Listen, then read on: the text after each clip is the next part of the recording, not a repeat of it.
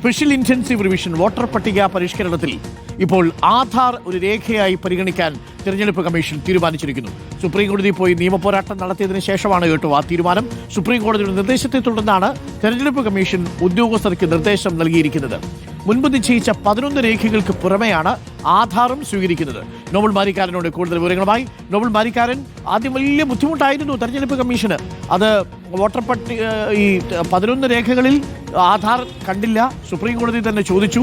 Aadhaar card ഏതെങ്കിലും തരത്തിൽ identity രേഖയല്ല എന്നുവരെ തെരഞ്ഞെടുപ്പ് കമ്മീഷൻ പറഞ്ഞു. അതിന്റെ അടിസ്ഥാനത്തിൽ അത് ഒഴിവാക്കുന്നതിനെക്കുറിച്ച് നിരന്തരം അവർ വാദിച്ചു. പക്ഷേ സുപ്രീം കോടതി അത് ഉൾപ്പെടുത്തണമെന്ന് ആവശ്യപ്പെട്ടു. ഇപ്പോൾ രാജ്യവ്യാപകമായി ആധാർ കാർഡും SIR-ൽ പ്രധാന രേഖയെ പരിഗണിക്കാൻ തീരുമാനിച്ചു. അങ്ങനെ വന്നാൽ 11 രേഖ മാറി 12 എണ്ണമാകുന്നു എന്നാണോ മനസ്സിലാക്കേണ്ടത് നോബൽ മാരിക്കാരൻ?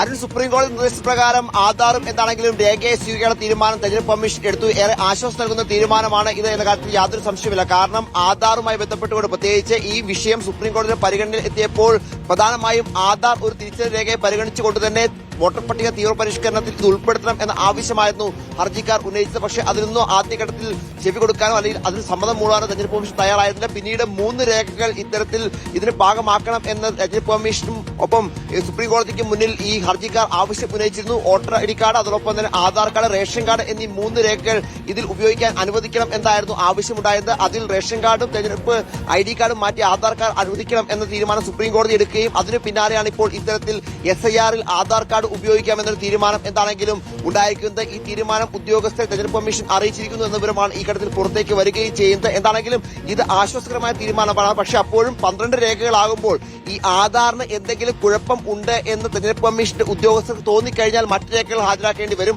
ആധാർ പൂർണ്ണമായി, പ്രത്യേകിച്ച് ആധാറിന് എന്തെങ്കിലും പ്രശ്നങ്ങളോ അല്ലെങ്കിൽ ആധാറുമായി ബന്ധപ്പെട്ട എന്തെങ്കിലും കൃത്രിമത്തോ അവർക്ക് തോന്നുകയാണെങ്കിൽ, ഉദ്യോഗസ്ഥർ തോന്നുകയാണെങ്കിൽ മറ്റു രേഖകൾ ഹാജരാക്കാൻ ഇവർക്ക് നിർദ്ദേശിക്കാം. സ്വാഭാവികമായും അത്തരത്തിൽ ചില പ്രതിസന്ധികൾ എന്താണെങ്കിലും ഉണ്ടാകാനുള്ള സാധ്യതയുണ്ട്. അതായത് നിലവിലത്തെ സാഹചര്യത്തിൽ ആശ്വാസകരമായ തീരുമാനമാണ് ഇപ്പോൾ ഈ നടപ്പാക്കുന്നത്. സുപ്രീം കോടതി നിർദ്ദേശപ്രകാരം തന്നെയാണ് ഇപ്പോൾ ഇത്തരത്തിലൊരു തീരുമാനത്തിലേക്ക് എന്താണെങ്കിലും പോകുന്നത്. രാജ്യവ്യാപകമായി SIR നടപ്പാക്കാൻ പോകുന്നു.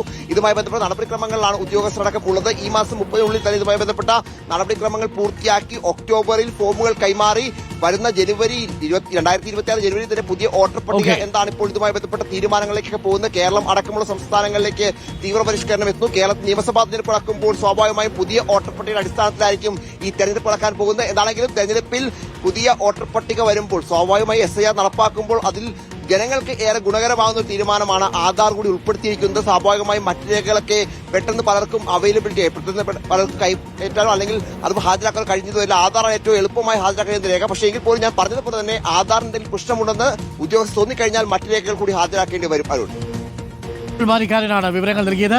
അങ്ങനെ മുൻപ് നിശ്ചയിച്ച 11 രേഖകൾക്ക് പുറമെ നമ്മുടെ ആധാർ കാർഡ് കൂടി തെരഞ്ഞെടുപ്പിന് വോട്ടർ പട്ടികയിൽ പ്രധാന രേഖയായിട്ട് ഉപയോഗിക്കാം എന്ന് തെരഞ്ഞെടുപ്പ് കമ്മീഷൻ തീരുമാനിച്ചു.